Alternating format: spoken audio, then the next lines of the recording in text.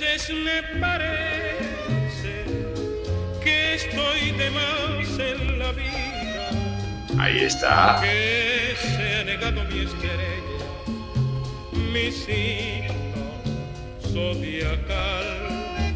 De Nicolás Casimiro, caramba, que hoy se cumple un aniversario más de su partida, uno de los grandes artistas nuestros de la voz dominicana, el Parnaso de las estrellas de nuestro país.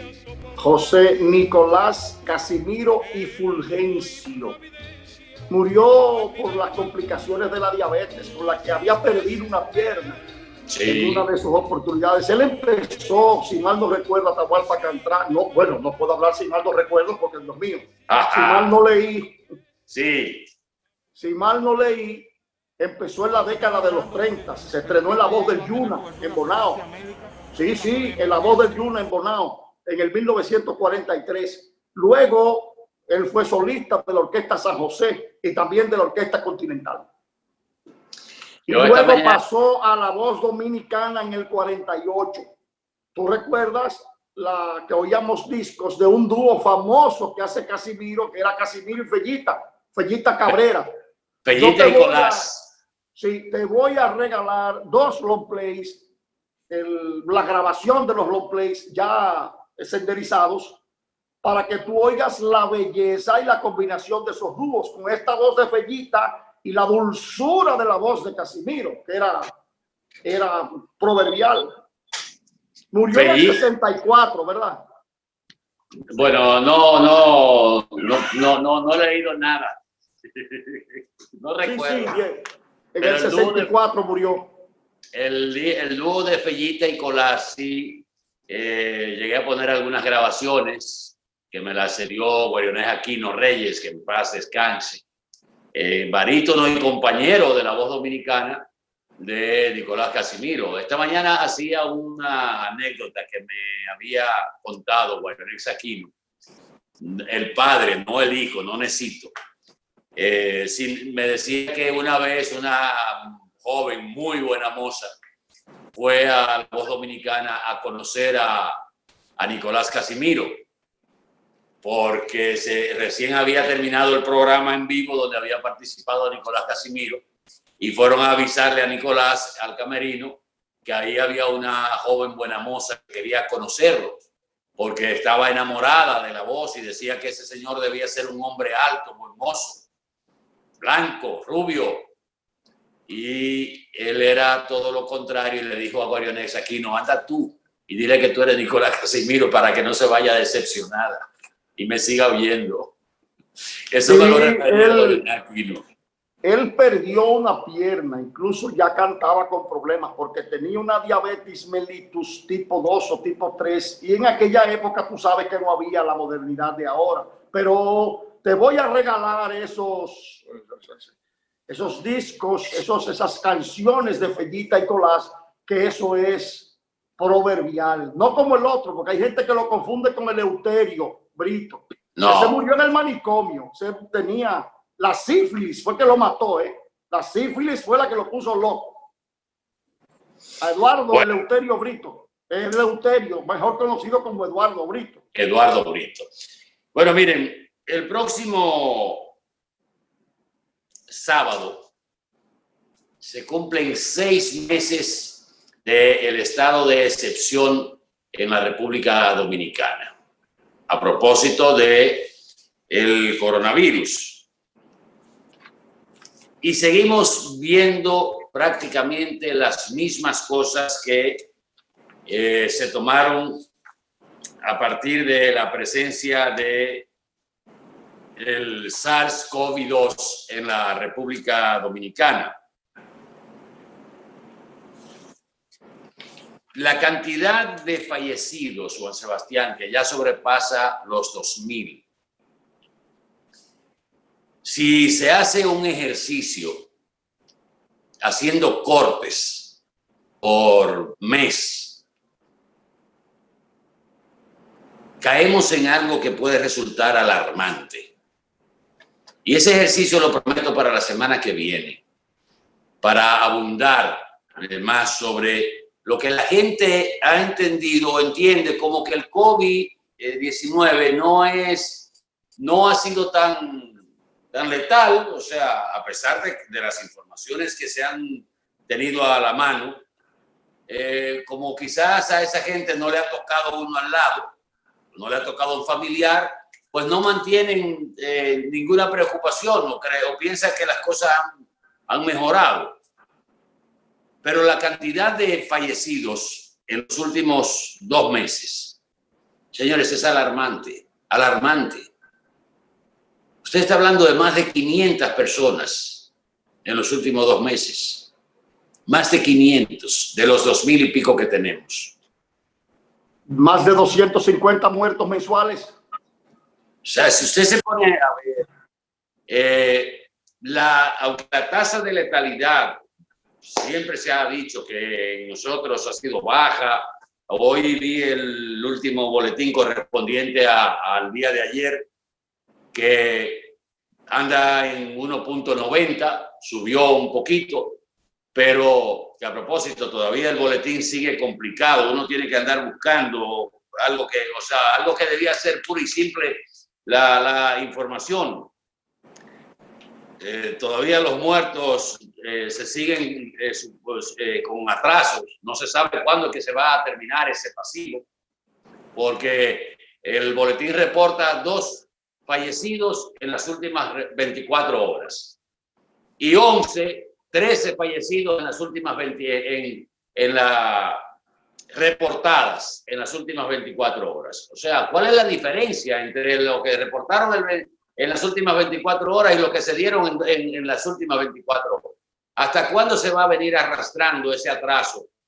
Porque hay fallecidos que son de junio, de julio, de abril. Pero venga acá, en algún momento eso tiene que bajarse. O sea, tiene que llegarse a una estabilidad de decir, ¿cuál es el eufemismo? 2 en las últimas 24 horas y 13 reportadas en las últimas 24 horas. O sea, son gadejos, o sea, son alguna gente que pensó, con esto vamos a crear la sensación de que los muertos de ahora son menos que los de antes. Como tú decías ayer, son muertos todos y son muertos del coronavirus, aún con la diferencia que hay con las defunciones registradas en la Junta Central Electoral a partir de las actas de defunciones que dicen COVID y que hay casi 1,000 o más de 1,000 que están registradas por muerte por COVID, que no aparecen. Pero bueno, decía que al cumplirse esos 6 meses del estado de excepción el próximo sábado, el gobierno debía hacer una revisión. Hoy vimos unas declaraciones del director del Servicio Nacional de Salud, donde daba la buena noticia de que ya se habían integrado una gran cantidad de hospitales a tomar las muestras y hacer las pruebas rápidas. La noticia inclusive luce un poquito confusa, porque habla de que estos hospitales estarían habilitados para la realización de pruebas. Yo me imagino que las pruebas que podrán hacer esos hospitales son las pruebas rápidas, porque por lo que leí, no estarán habilitados laboratorios en esos hospitales para dar los resultados. Y tomar esa cantidad de pruebas para PCR, por ejemplo, en tantos hospitales podría producir otra vez un colapso con la capacidad de respuesta o la capacidad de diagnosticar esas pruebas del sistema nuestro, tanto del sector público como del sector privado. Y parece que se ha querido dar ese golpe de efecto también de que ya estos hospitales están habilitados para hacer las pruebas. Sobre todo, reitero que me imagino esto será con las pruebas rápidas, que siempre se ha dicho que tiene un alto margen de errores. Y tengo conocimiento y pruebas de gente cercana a nosotros que una prueba rápida le ha dado positivo y después le hace la prueba PCR y da negativo. arrojan unos falsos positivos como arrojan unos falsos negativos también. Pero qué bueno que se está haciendo este anuncio, pero pienso que ahora las autoridades, ya fuera del fragor y las demandas, deben sentarse a analizar fríamente los próximos pasos a dar con el tema de la pandemia en nuestro país. Pero es que parece, Atahualpa, que hay una política de información más que de comunicación, porque una cosa es informar y otra cosa es comunicar. Es quizás rendir una información que no comunica. Esta mañana, en la sede del Ministerio de Interior y Policía, estuvo la vicepresidenta de la República. Y ella dijo, a preguntas de los periodistas, que el sistema estaba en disposición de aplicar 7,000 pruebas diarias. No dijo si rápidas o pruebas PCR. Que estaba en disposición de aplicar 7,000 pruebas diarias, pero que no había una demanda de la gente para que esas pruebas puedan realizarse hasta esa cantidad. O sea que según ella, no hay, te voy a leer la noticia exacta como lo dijo. La vicepresidenta de la República, Raquel Peña, informó este jueves que el gobierno está en capacidad de aplicar 7,000 pruebas diarias, para la detección del coronavirus, pero que no se han dado las suficientes solicitudes de los ciudadanos para aplicarlas. Según sus palabras textuales, estamos en capacidad de realizar las 7,000 pruebas a nivel nacional. Lo que no ha habido es una solicitud para realizar esas pruebas, pero estamos provistos de todas las pruebas necesarias para realizarlas a nivel nacional. Entonces, si los muertos se siguen acumulando, no importa de dónde vengan o cuándo sean, que se reporte. Si la meseta no se reduce, ¿cómo ahora va el ministerio o el comité de salud en la que participo, que preside la vicepresidenta de la República, me va a calcular las estadísticas? Si no se reduce la meseta y sigue el número de contagios, va a haber un desfase, porque entonces no se va a percibir cómo está ese nivel en función del número de pruebas. Y ahora se dice que están en disposición de hacer 7,000, pero que ya no hay demanda, porque la demanda es inferior. Pero la meseta no baja.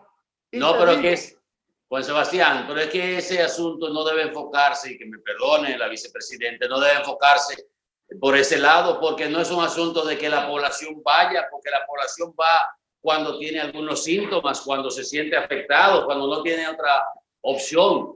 La iniciativa debe partir del equipo de salud del gobierno, de hacer pruebas masivas, de irse a los barrios, a los pocos donde estén más identificados la posibilidad de contagio, y no esperar que esa gente vaya a hacerse una prueba, porque la idea es hacerle la prueba a la mayor cantidad de habitantes. Tú sabes que me preocupan con iniciativas. A mí me sorprende esa interpretación, porque eso lo oí también, creo, con el ministro de Salud, que decía, es que la población no va, es que no tiene que ir, es que el ministerio debe hacer operativos, debe tomar muestras masivas, no que la población vaya, la población va a ir cuando se sienta con algún síntoma. Me preocupan dos cosas. La primera, Atahualpa, porque son dos preocupaciones graves. La primera es que, ahora se me fue lo que te iba a decir, eso es el alemán. La segunda de las preocupaciones es que si yo solicito, primero, que es mi primera preocupación, que al parecer el COVID solo era preocupante en la época de la campaña. Y que como ya eso pasó, ya eso es un tema de segundo plano. Me da esa impresión de que el COVID solo era preponderante, difícil, preocupante, que era una emergencia, había un problema, no están trabajando, el gobierno no está haciendo todo era en la campaña. Ya pasó la campaña, ahora como que el COVID ha pasado a un segundo plano. Mi segunda preocupación, que algún periodista... o lo están sacando de la primacía que debe tener. No, que lo han sacado de la primacía. Y mi segunda preocupación, que en alguna de esas ruedas de prensa tú le pidas como periodista que te den los nombres de algunos de los muertos, y te digan Alejandro Magno, Nerón, Judas se ahorcó por el COVID, no Hitler, Mussolini, Fidel Castro, porque solo falta, como los muertos son de ya hace tanto tiempo, solo falta que me digan que Judas se ahorcó en una mata porque tenía el COVID-19. No, tú te ríes, pero no deja, es mordaz, pero no deja de ser una realidad. Yo pienso que, reitero, que hay que hacer una revisión. No, hombre, Atahualpa, el COVID solo era tema en la campaña, ya dejó de ser tema porque fue utilizado como un tema de campaña, ya no es así. Ya no es así. El país está pasando su COVID como puede. Bueno, tenemos que ir a publicidad, ¿verdad? Un momentito y regresamos en el próximo bloque. Por favor, quédese con nosotros aquí en Q por los canales de Boreal Televisión.